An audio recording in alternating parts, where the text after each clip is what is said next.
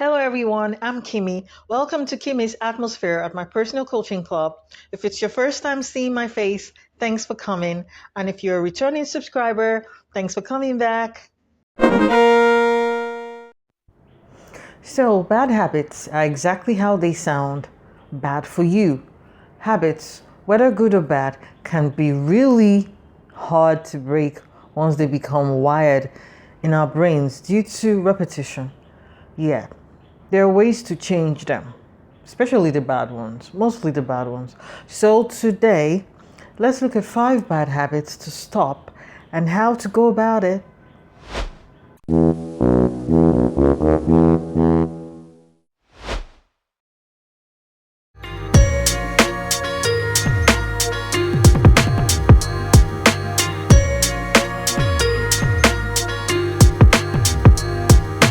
Number 1, sleeping poorly.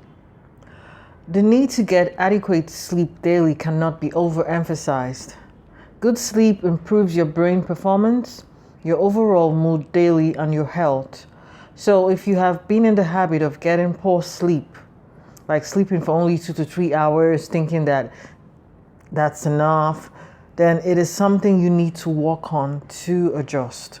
Research shows that sleep deficiency is linked to many chronic health problems like high blood pressure, depression, anxiety, and the likes. It also increases the risk of both cognitive decline and dementia. So, your overall mental health and physical health too can be adversely affected by a lack of sleep. So, you may be asking, how do I get into the habit of making sure I get enough sleep? Well, first of all, make up your mind to be consistent. Then try a simple sleep schedule and try getting, up to 6 hours for starters. Okay, then pay attention to some helpful tips like eating more nutritious food, like creating a restful environment, a restful sleeping atmosphere, plus turning off any unnecessary noise or lights prior to your sleeping time. Also, manage your stress, manage your worries, put them aside as much as you possibly can before you talking for the night. I have a couple of videos that address handling worry, handling fear, stress, and I will link them in to help you in the description. Adopting these little good habits can help you and encourage you to sleep better. So say no to poor sleep today, this year, and beyond. Number 2, not exercising. Finding the time in my busy schedule to exercise has been a challenge. Even as I speak, I'm supposed to be at the gym right now, but I wasn't able to show up yet. Not exercising is one bad habit we all need to stop this year, right?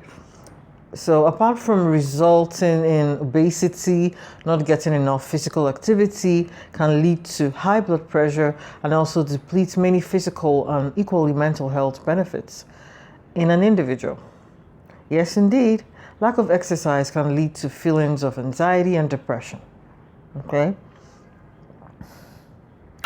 So, exercising is so good for lengthening active life expectancy and increased energy, plus better fitness overall. You may be asking, how can I begin to break the habit, the pattern of not exercising? Well, you can start by taking the stairs in place of the elevator, which I love to do and which I will do today, and also try walking as much as possible, which I will also do again today if you're not able to get to the gym regularly. So you can begin walking slowly and then gradually increase the intensity of your activity. You could start from 30 minutes to an hour. Someone once said, it's best to ditch the all or nothing mentality when it comes to exercising. And this means basically that every little bit is helpful. So do not wait till it's convenient to do it, or till it's the right time to do it. Just start and do what you can and progress. Someone that exercises even a little is doing better in that regard than someone not exercising at all. I've even heard of a woman who says that all she did was put on some music in her living room and dance every day for a couple of minutes every single day for a whole year, and she shed off lots of weight. So yeah, there's a lot we can do if we really are determined. So we're gonna do it. We're gonna break the habit of not exercising. Number 3, emotional eating. So emotional eating is a habit that can become a bad habit and equally become a disorder when people use food as a way to deal with feelings instead of to satisfy hunger. Well, we all have days when we feel this way. Finishing a whole bag of chips or eating a full bucket of ice cream or cookies. Yet when it becomes a practice and not just a cheat day, then it becomes a habit, a bad one at that. Well, it can lead to all sorts of things beyond just using it to cope with difficult emotions. So, if you find you are dealing with or facing this problem, some tips can help you stop the stress and emotional eating, fighting your cravings, and find more satisfying ways to feed your feelings. One way to start is to keep an emotional eating diary. Now, you have got to be deliberate with this one. It is one of the best and most effective ways to keep track of what and how you are eating. Okay? Then every time you feel like overeating or reaching out to eat more, take a moment to figure out what triggers the urge. Is it a thought, an upsetting event like loss, grief? You can, still note that down in your food and eating diary. Noticing a certain pattern is going to help you decide to find other things to do to become, alternatives to consuming food, other helpful activities. These things have to be healthy, emotional fulfillment outlets. They do not have to be anything fancy or out of the top and can include dancing to your favorite song or playlists, taking a short, fast-paced walk, taking a hot cup of tea, taking a bath with some essential oils in a mix, reading a good book, or even going out for an adventure by exploring some outdoor activities. Try something new, okay? If that's going to help. Food is medicine. If you remember that, then you also remember that overdosing on medicine is not healthy. When you have that mindset, you'll be able to gradually fix this bad habit. Yes, we're going to do it. Number 4, not having a spiritual practice. Yes, a spiritual practice like praying and meditating for your refreshing is very important. You are a spirit with a beautiful soul living in a body. In case you did not know that, now you are aware of the fact that you are foremost a spirit.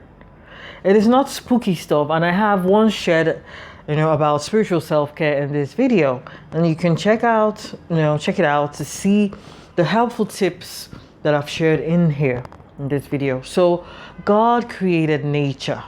So if you start there by taking regular times to spend in nature, that is a good spiritual practice to start.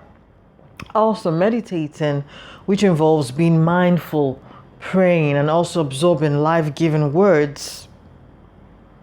That's great as well. Okay.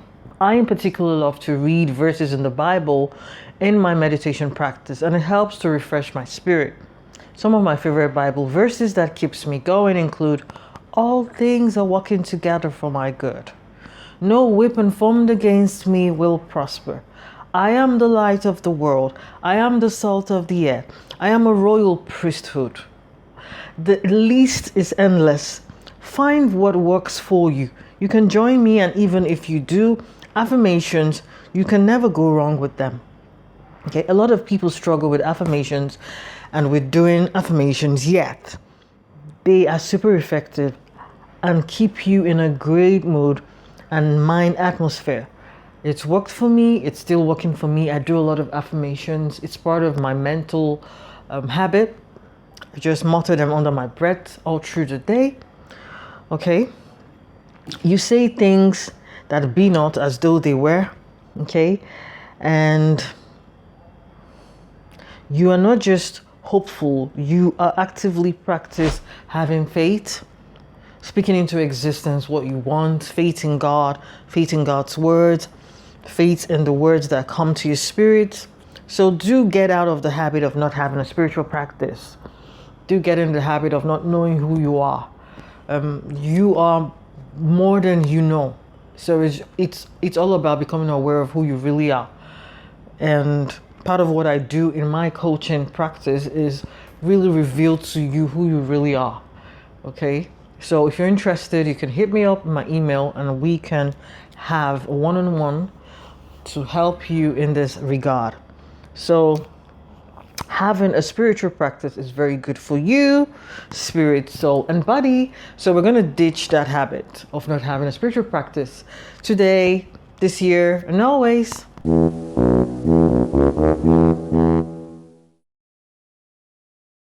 Number 5, a negative talk practice. So a negative self-talk practice can breed so many sub-bad habits like constant anger, frustration, and discontentment. It is not something to joke with or to take lightly. So if you find that you have this bad habit of talking negatively to yourself, or even about yourself, you need to deliberately decide to work on that. There's some people that just be like, oh, I'm such a dummy. Oh, I'm such an idiot. Like, you think it's trying to make you look humble, but it's not helping you any. And it doesn't make you even look good to people. That's not actually being vulnerable. That's a different topic. Okay, so a good way to start breaking this bad habit is by signing up for one of my courses that has helped so many people already. Positive Self-Talk Boost by improving your self-esteem. This course will help you. It's very practical, very intense, and it's also not complicated. It will just lead you one step at a time till you get there. Grab it today with my referral link in the description, and you will be the better for it. Okay? The benefits of a positive self-talk practice cannot be overemphasized. Yes, I know it sounds like a cliche, but I'm telling you, when you're practicing it, you'll see the benefits, because you can never go wrong with forming that kind of good habit. This is because if you majorly focus on positively talking about yourself, you will feel good, optimistic, hopeful most of the time. Okay? Even research shows that positive self-talk can improve your self-esteem, which is mostly what I share in the course, and it can help you with stress management and boost your overall well-being. On the other hand, negative self-talk breeds paranoia, depression, anxiety, and it can cause personality disorder. Yes, it can.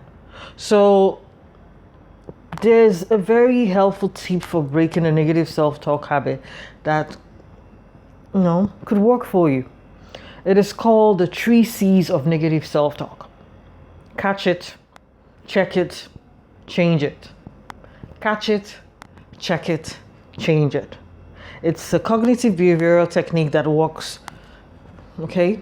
For instance, if you feel shame and you're thinking shameful thoughts about yourself, you can catch it.